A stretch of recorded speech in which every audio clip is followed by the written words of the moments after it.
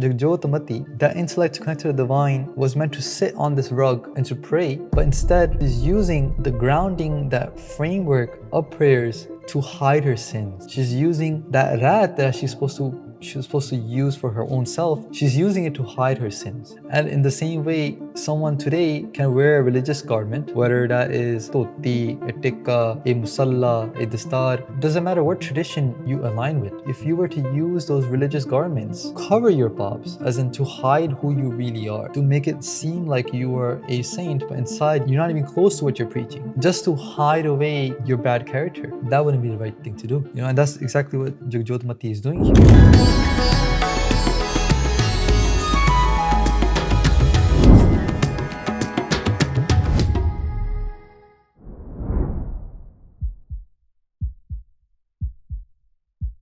Vaheguru Ji Ka Khalsa, Vaheguru Ji Ki Fateh. Sadh Sangat Ji, welcome back to another session. We have covered about 8 Charitras so far. Today will be the 9th Charitra we'll be going through.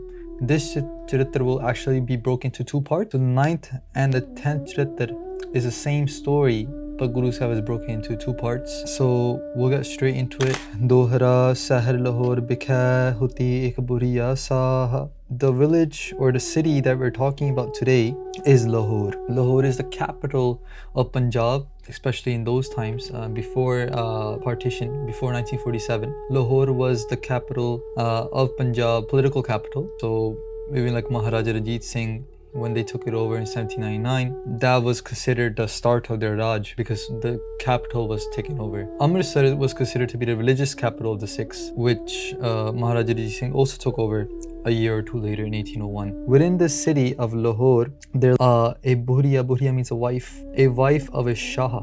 Shah means a Shahukar, a banker. Someone who is often, we say, a tanwant, someone who has a lot of money. A banker, ਉਹਨੂੰ ਆਪਾਂ ਸ਼ਾਹੂਕਾਰ ਕਹਿੰਦੇ ਹਾਂ. In Punjabi we call them a shahukar.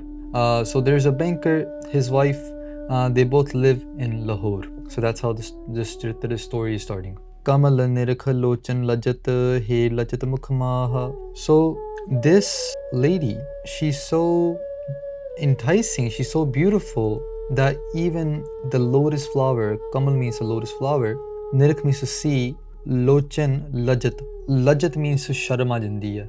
That even the lotus flower cannot compare to the beauty of this woman. Chaupai Sri Jagjyotmati Tehinama. Guru Sahib has named this character Sri Jagjyotmati. As with every single name that we're encountering so far in this series, there is some message behind it. Sahaj Kala, Chitrkala, these are some names that we counted before, and there's been a repeating pattern to these names.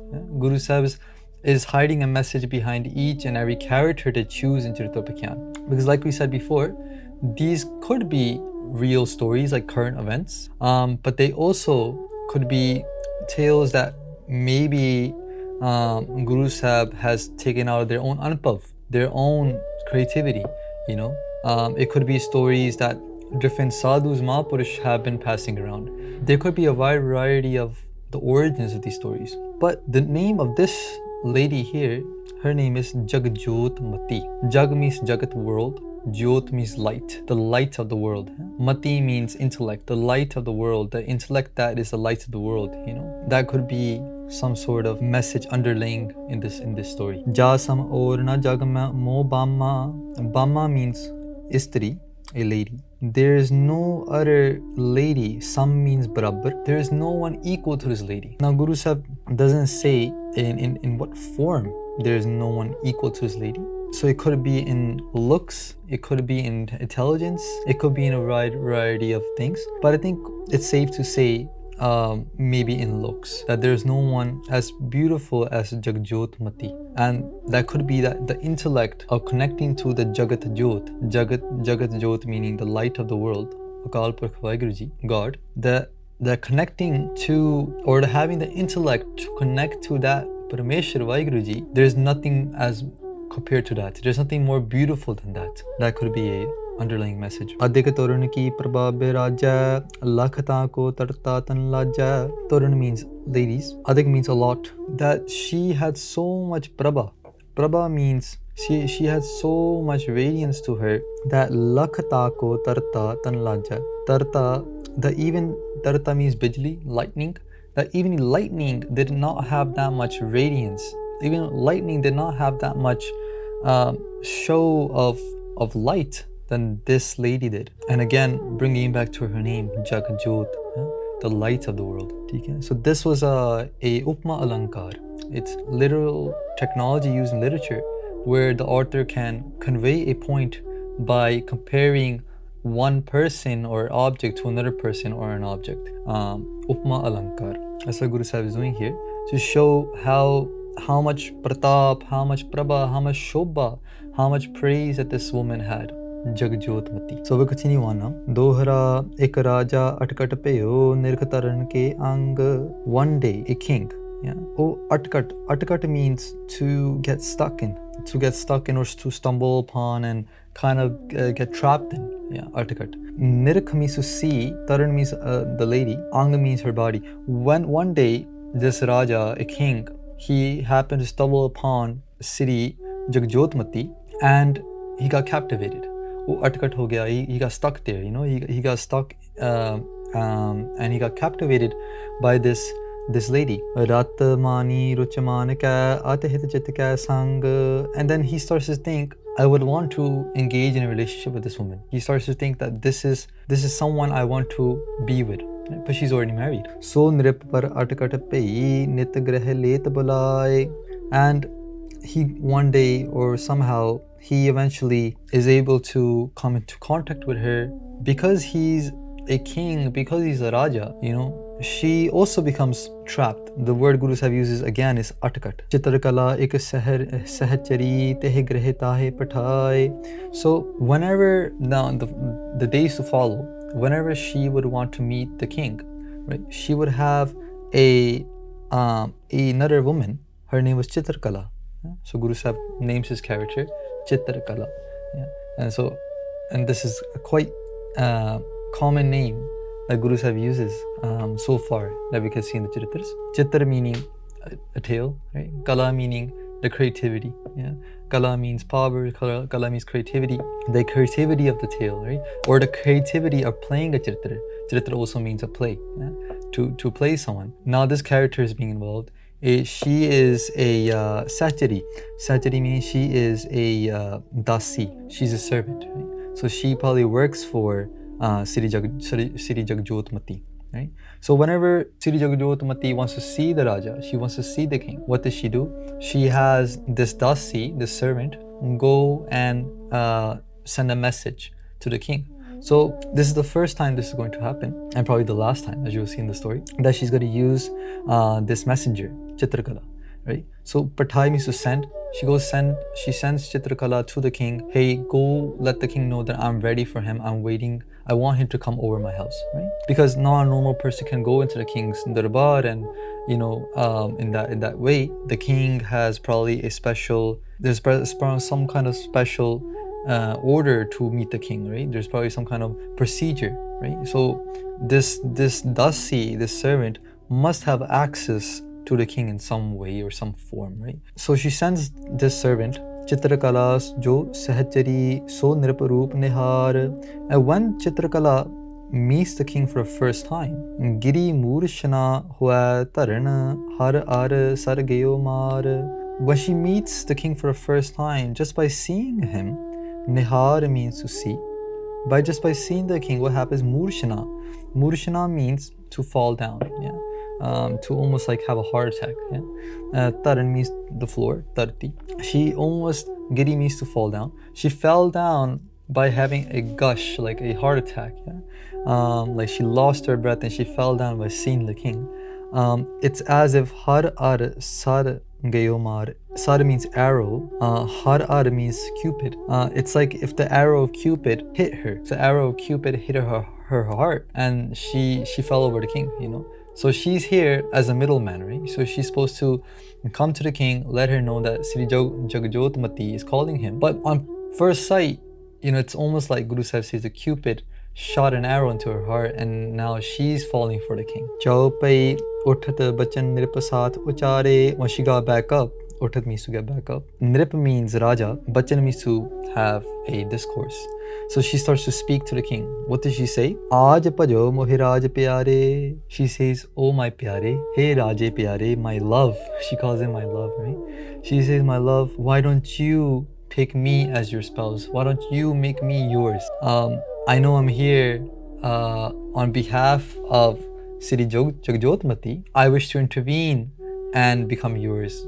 Why don't you take me as your partner instead of Jagjyotmati? Here to main har ar bas pai. By seeing you, it feels like I had been shot by the arrow of Cupid. Mo keh bisar sagala sud gayi, and now I have forgotten everything else. So this Chitrakala, this play, this character the Guru Sahib is calling the creativity of play, basically, yeah, the creativity of an act, right? So she's doing this, you know, there's this going on, where she's trying to intervene into someone's relationship, and also that relationship not being a very true relationship is a relationship built upon a lie, right? It's deception. It's where someone is cheating on their partner.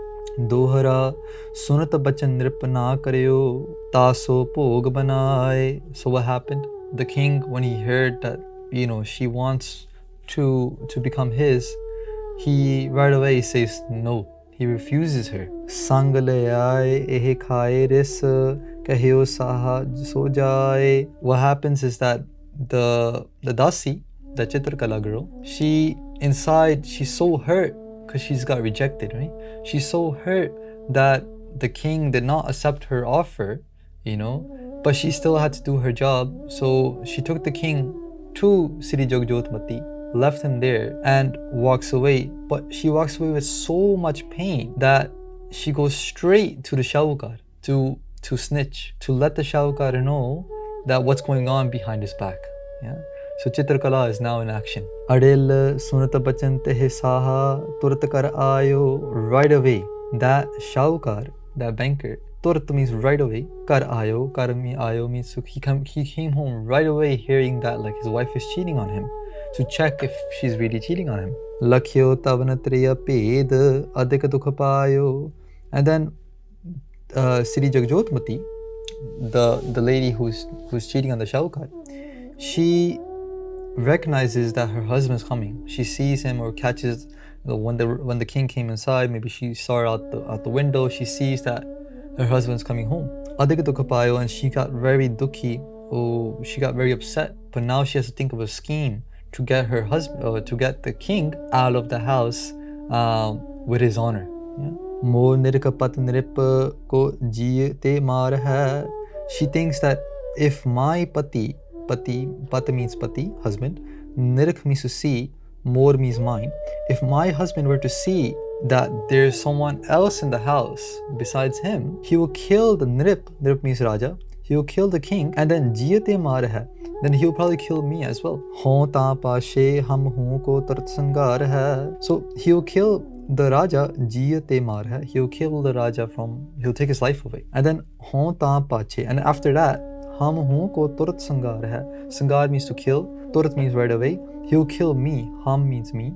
He'll kill me right away as well. She starts to think in her head that this situation is getting out of hand. He's gotta definitely kill him, and he's gonna kill me as well. Dohra ताते आज्ञा कीजिए नृप को तुरत उपाय जियते जियत निकारिए भोजन भलो खवाए. So she starts to think, I need to get this Raja, this king, out of the house right away. And jiyate jiyat nikariye, I need my love. Jiya means my love, jiyat means alive. I need my love out of this house. Nikari means nikalna, to send away. I need my love out of this house with his life, right? But bhojan phalo khavaye. She starts to think, I still need to, क्योंकि कोई आया गया दी मैं खाली हाथ नहीं भेजना चाहती. If someone has come into my house, I don't want him to go without eating anything, you know. So there's the whole situation going on where she's going to get caught cheating, but at the same time she has so much more attachment for this king, this male figure, than her own husband. That she sees his pains, his hunger, his everything as as so important, but the person who she's cheating on, she doesn't recognize anything to do with him. She doesn't recognize how much pain that this can cause. This her committing adultery can cause her husband. She doesn't take into any of that into account. Instead, she's worrying more about the king. She wants him to leave with his life, and then she also wants to feed him before he goes. That's how much attachment she has for the king, whereas she's supposed to have that much love for her own husband, and that's the way that adultery works. That's the flaw of adultery, is that you leave your own partner to go for someone else, and you give them all that love that you were meant to give to your partner, you're giving to another person. But what's the point of that when you could have spent all that love, all that energy onto your partner? And I'm not talking about a relationship that's unhealthy. I'm talking about a relationship that is healthy. This was a very healthy relationship. What happens is that someone comes along, and his personality, his persona might be a little bit higher than her husband, right? He might have a bigger following than her husband does. He might have something that her husband doesn't have. And she falls for that. She could have told her mind that, no, I'm happy where I am. I'm happy with my current husband. I'm happy with the relationship that Vaiguruji put me in, that God put me into. But instead, she looks at the king and she says, "Oh, this is something I don't have." And in every relationship, there'll be something that you don't have. Not every partner will be perfect, but your drishti, the way you see your partner, the lens that you're meant to have, is that they are perfect. The lens that you're supposed to have is that my partner is everything. They are perfect to me. They are my best friend. They're my husband. They're my wife. They're my everything.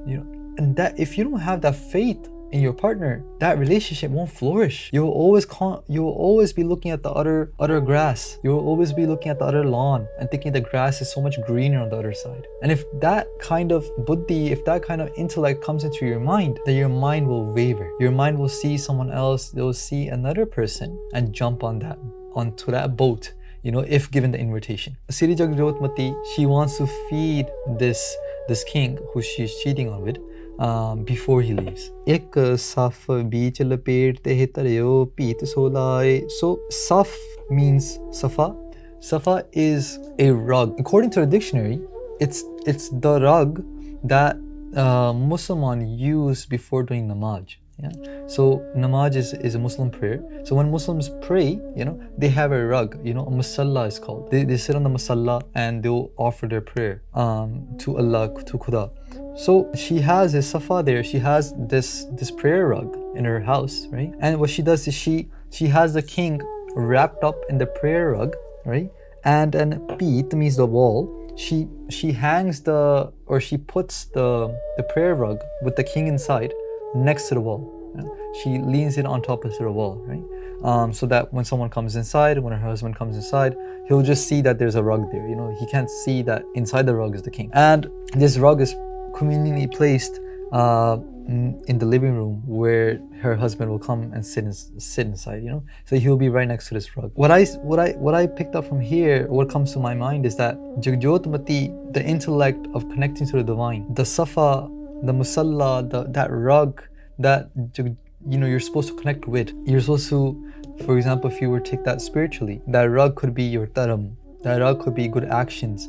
That rug could be nirmal karam. You sit on that rug and then you do your devotion to Akal Purkh Vaheguru. Then you're able to connect. Connection to Vaheguruji comes from your maryada, your rat, right? If your rat revolves around dharam, right? The dharam you have as a husband, the dharam you have as a wife, the dharam you have as a child, the dharam you have as a teacher, student, whatever you are, the responsibility, the law of nature of your role, when you follow that is your rug. That is the ground in which a spiritual being will stand on, and then they're able to pray. Without that standing, without that grounding, without that rug, you can't imagine to be connected with that source of Jagjot. You can't imagine to, because your whole jivani, your whole character is biparit. Biparit means, bip means opposite, rit means that maryada, that tradition that you're supposed to be following. Biparit means we're going the opposite way that Akal Purkh Vaheguruji's hukum is. And if we go the opposite way, then we can't imagine to meet Vaheguruji. because they're on a different path, they're on a different spectrum, they're on a different frequency. So she's the Jagjyotmati, that intellect connected to the divine, was meant to sit on this rug and to pray, but instead what she's using is she's using the grounding, that framework of prayers to hide her sins. She's using that rat that she was supposed to use for her own self. She's using it to hide her sins. And in the same way, someone today can wear a religious garment, whether that is a toti, a tikka, a musalla, a damalla, a dastar. Doesn't matter what tradition you align with. You can, if you were to use those religious garments to cover your paps, as in to hide who you really are, to make it seem like you are a saint, but inside you're actually, you're not even close to what you're preaching, just to hide away your bad character. That wouldn't be the right thing to do, and that's exactly what Sri Jagjyotmati is doing here. And this could be one of the underlying messages that Guru Sahib is trying to convey. Jai saha aage liye bhojan palo mangaye. So when the Shahukar came home, he looks around, he sees everything's okay. He sits down and he starts to ask for his bhojan. He's like, "Tusi mainu shakao, I'm here for food. It's lunchtime. I want you to feed me." Adil bhojan palo saha ko tahe khavayo, bohur bachanta ko eh paanch sunayo. So she brings out all the food that was actually meant for the king, and she feeds him. The Shahukar, he's eating. Once he's done, the Jagjyotmati, she says these words. She makes this discussion, because now she wants to feed the partner she's cheating on with, right? The king. Paramiva ki mut ya safmo dario. She says, take a mut. Mut means a fist. Meva means like dry fruits. Take the dry fruits, take a fist of these dry fruits that you have in front of you, and throw it into the rug. And if you're able to make it, she's like, let's play a game. Let's see if you can take a handful of meve, of dry fruit, and throw them into this rug. If you're able to do it, then you win the game. You're able to play this, you're able to win the game. And and if it doesn't fall inside, you lose, right? And the Shahukar thinks like, okay, we could play the game. Dohara meva sahun shahule tehsa pitar dar. So he's able to throw all the meve, all the dry fruit, into the rug where the king is situated. Kahe nripat tu pach sub aso kahyo sadar. And what does she say? Jagjyotmati, she says, "Kahe nripat, hey king, you should eat this." So she says it to him, right? And sunat shao chamakyo bachant rehe ko reh kahyo risai. And risai means to get angry. He hears this. Oh, chamakyo means he gets shocked. He's like, what? Who are you calling a king here? Why are you calling me the king? Are you calling me a king? Because I'm not a king. Raja kahyo moko baat bataye. Why have you called me the king? Kyon Raja mainu kaya? I mean, what's the reason behind this? And he's now super alert, because he was alerted before he came. He was given the news, right? Now he's super alert that maybe what that Dasi, that servant, had told me might be true. Tam rahat tero sukhi taso neho badhaye tante main raja kahyo mere tum hi rai. Jagjyotmati responds by saying, well, I live in your house, right? I'm very sukhi in your house, I'm very happy in your house, and you give me a lot of love. For that reason, you are my raja. Tante main raja kahyo. That's why I've called you my king. Mero tum hi rai. For me, you are my king. She's pumping him up. She's lying to him. She's trying to flatter him. And here as well, this man, this Shahukar, earns the name Jad. And like we've seen before as well, Guru Sahib calls that person a Jad, a Murak, when they fall for the play. When they fall for the Charitr, that's it. They're now considered, they've lost, right? Why has he fallen for it? Because Rij means to be happy. He got so happy hearing Batasun, by hearing his own flattering talks, by hearing his own usti, right? By hearing that he's such a good husband, he's treating his wife with so much love. And when he heard all this stuff from his wife, he got infatuated, and he thinks that he now paid na sakyo pashan. Now it's he's goner. He will not be able to see anything, even though the king is right in front of him, hiding behind that prayer mat. Hiding inside the prayer mat. It's too late for him. He will now, because the mole has come in front of him. The mole has come in front of him. He's not gonna see anything anymore. Turat gayo hata jaso ut adik preet manaman, and right away he's like this is it. My wife is faithful to me. There's nothing wrong here. Right away, gayo hata means his store, where his bank, where he works at. He right away went there. Preet manaman, in his mind he has so much love for his wife now. He thinks that she loves me, I love her, and it's such a happy world. But behind his back, she's cheating on him. Behind his back, she just literally played a game. Literally made him play the game. And I think that's what Guru Sahib had made that joint there of the game. Why was the game necessary? To get the food into the rug. Well, first of all, what just happened was that the Shahukar assisted in the cheating. He literally fed the king himself. She made him feed the king himself. Right? Imagine that your partner is cheating on you, and you are feeding that person. You're taking care of that person, and sometimes that's how it happens.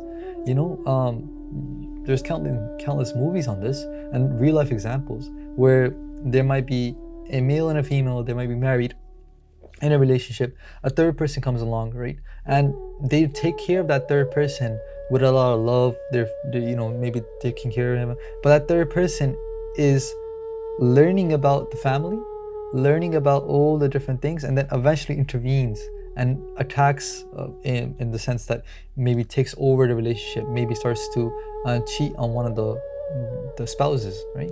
And the other spouse will never know. They might be still taking care of that person without knowing what they're doing behind their back, And so that's what I think Guru Sahib is trying to show, is that Shahukar is feeding the man who's cheating on his wife, cheating with his wife, behind his back, and she literally she played him in a way where he's playing the game with her, he played the game with her, he assisted, and he walked away thinking nothing's wrong. The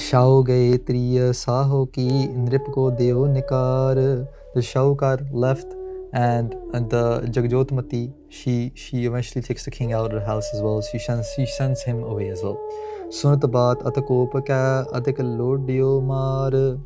And when she finds out that the king eventually tells her what happens, that they suspect that the Dasi, the servant, it was the one who snitched on them. They got very angry. Kop means very angry. Both of them get very angry, the king and Sri Jagjyotmati, and they eventually are now going to try to take revenge or take out their anger on this Dasi in the next Charitar. So this was the end of the ninth Charitar. It Sri Charitropakhyan Trachatre Matri Poop Sanbade, the Sanbad, the conversation between the Mantri and the Poop.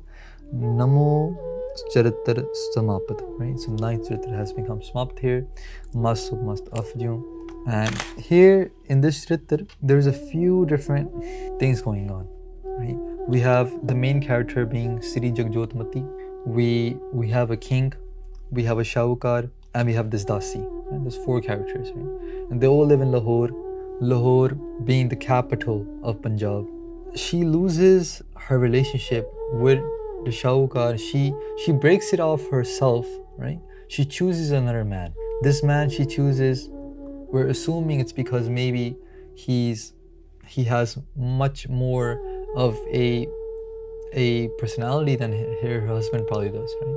The Shahukar is banker, probably normal type of guy, goes to work, comes back. But a king, he has such a lavish personality that she fell over. Then the Dasi that comes into the picture, she tries to intervene. She tries to cheat on the cheaters, right, by coming in. But the king says no, and then through that rejection, she's so hurt that she was not accepted. Her ego is hurt, right? that she was not good enough. She was not better than Sri Jagjyotmati. That she went and she goes and snitches, right? And then the whole play kind of tumbles down from there. So I think there's many lessons that we can dissect from the story, and Mahaj Kirpa that we're able to maybe come to a complete consensus after next Charitra, because it's only part 1, it's part 2 after this. And but the little understanding that we were able to share, Guru Sahib Kripa Das has tried to share it throughout the story and not save it for the end. But hopefully with the next Charitra, we're able to complete the picture of exactly what's going on.